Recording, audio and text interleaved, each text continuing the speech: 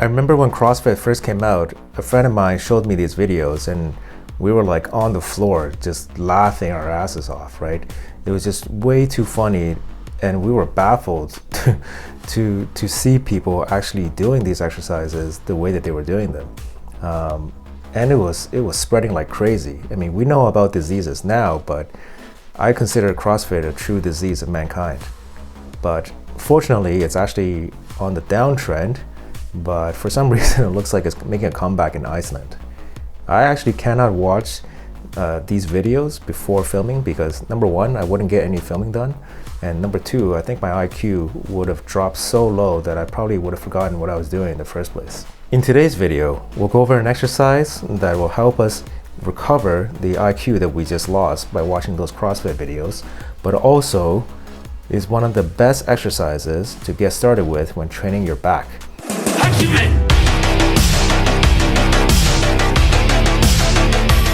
Hey, what's up? It's John Zhao. Welcome to Binary Strength, where professional men like you and me with busy jobs learn how to burn fat, lose weight, and build muscle to have more energy for work and life. Now, before incorporating pull-ups into your workout, what you should actually make sure is you can do 6 slow and controlled pull-ups with correct form. No swing, no momentum. If you can do 6, then you should be incorporating pull-ups into your workout. If you can't do 6 yet, it's actually best to do something else instead. And no matter what people say out there, you actually really shouldn't be incorporating pull-ups into your workout. And I'll explain why in this video. Today, we'll go over an exercise called the inverted row, also known as the Australian pull-up. You want a strong and muscular back, right? To be able to have more energy, to look good, and to have better posture. And you probably heard that the pull-up is the best thing that you should be doing. You're absolutely right. The pull-up is the king of all pull exercises, right? But mastering the pull-up actually requires a lot of work. And it is not the best exercise for a beginner to start with for a good reason. And I'll go over why in this video. Instead, what you should be doing is understanding how to train your back to progress to doing a proper pull-up as fast as possible and then be able to do 6 or 7 proper pull-ups. When I first started with my trainer, I thought that I could do maybe 6 or 7 pull-ups because I tried to do them myself before and I thought I could do pull-ups, but little did I realize that none of them actually counted as a real pull-up with correct form, right? I was using a lot of momentum, I was using a lot of swing, and I was actually using way more arms than my back. So my grip and forearms were always very sore. And this is one of the signs to know that you're actually not doing a pull-up properly with the correct form. Because if you're doing it like that, basically your arms and hands are going to give out before your back actually does. And that defeats the entire purpose of training your back with the pull-up, right?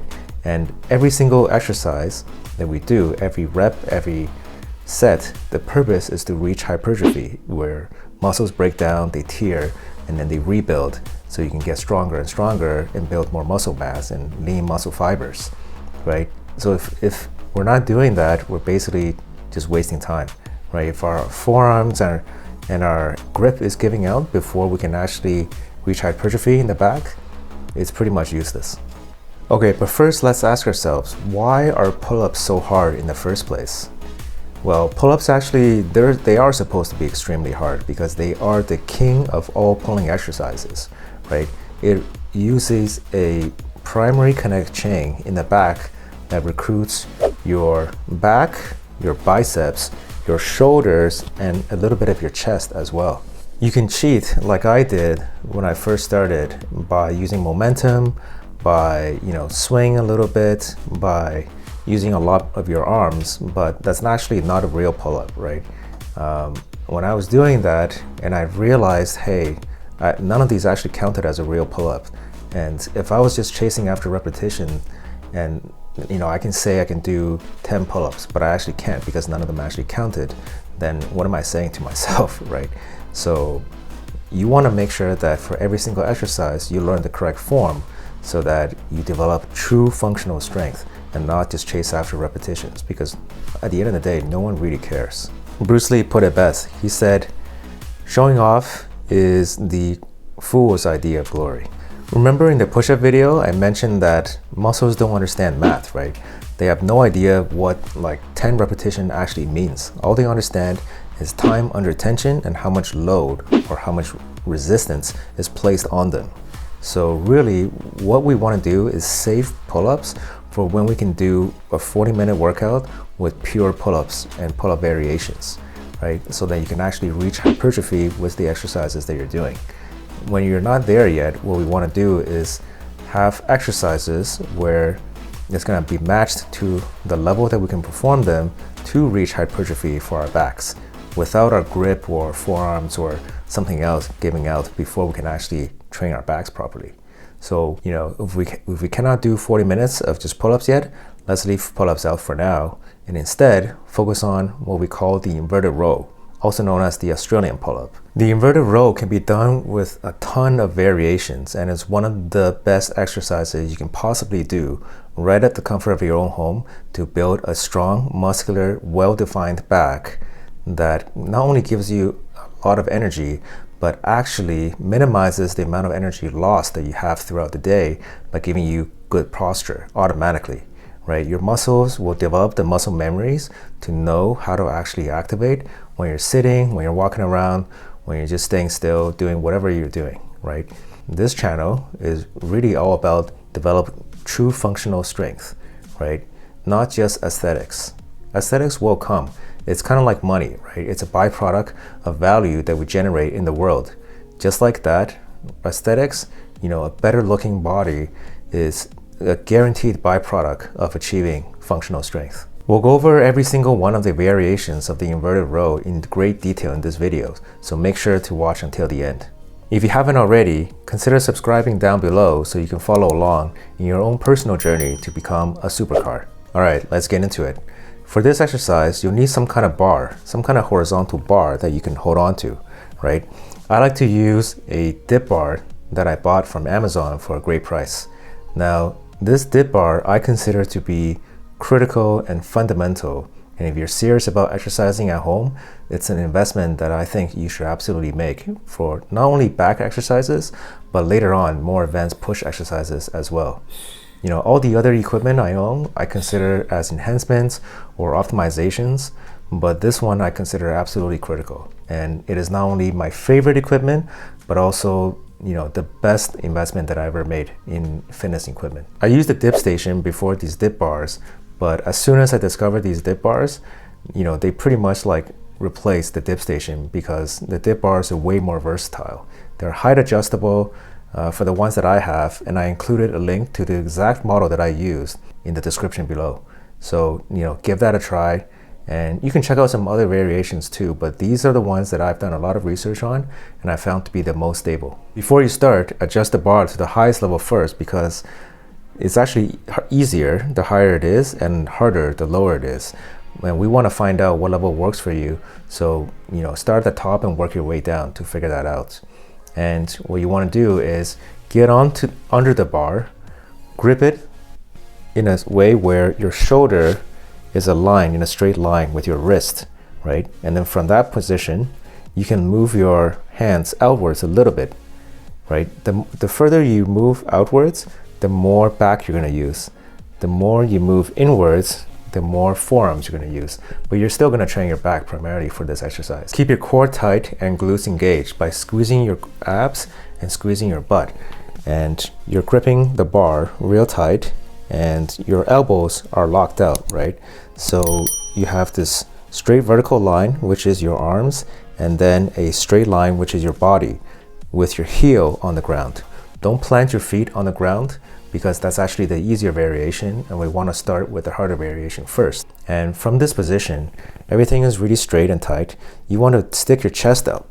Stick your chest out to try to actually make your chest reach the bar, but you can't. But you just want to imagine that so that it automatically straightens your spine so that you don't have an arched back, right? And from this position, what you want to do is imagine that you're trying to bend the bar in half. But you can't because it's a friggin' hard bar, right? So what you're doing is actually depressing the shoulder to lock it into position and then make it so that you're activating the right back muscles when you perform this exercise. Now remember this position because this is going to be the neutral position that every repetition returns to. Now from here, pull 1 to 2 seconds on the way up, 1 second pause at the very top, and then 1 to 2 seconds on the way down. Now we know the muscles break down the most during the eccentric phase, right? So when you've pulled up, when you're lowering down, that's the eccentric phase. The eccentric phase is actually where you get the most return on your investment because 70% of muscle breakdown and rebuild actually comes from that phase.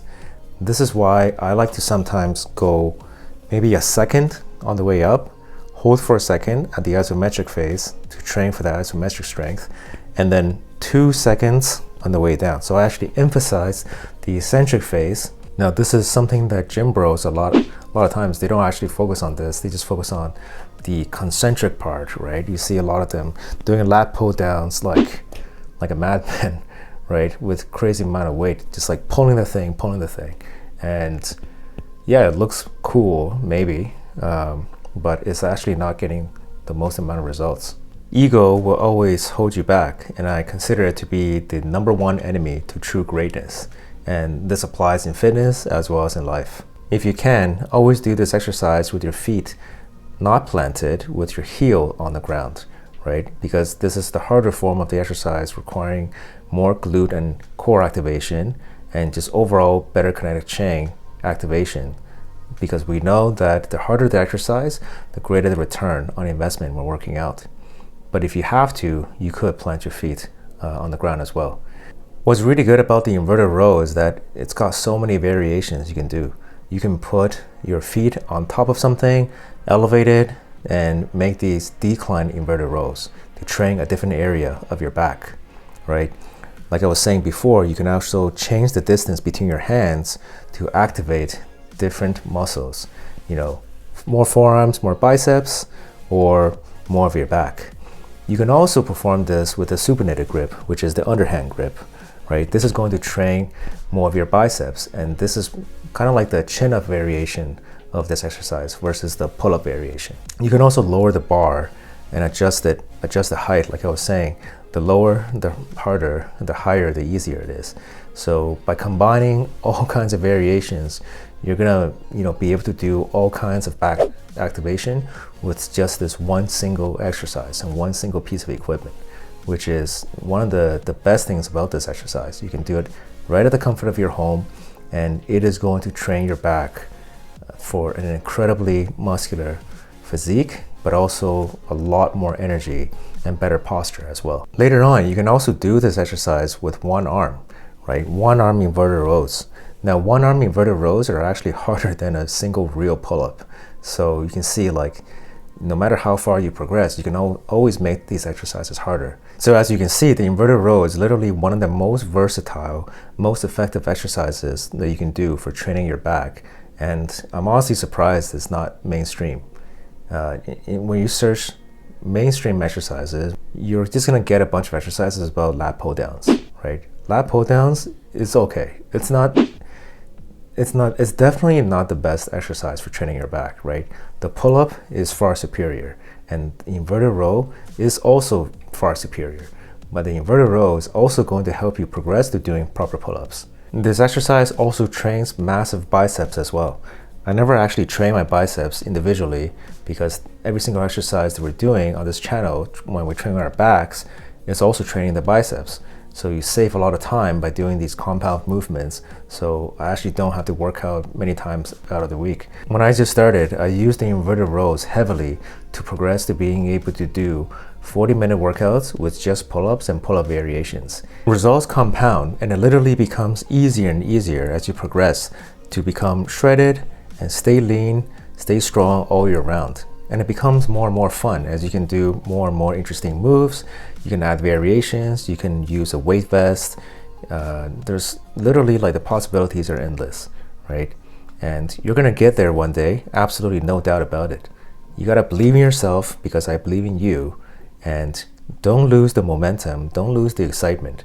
While you're still excited, invest in a dip bar.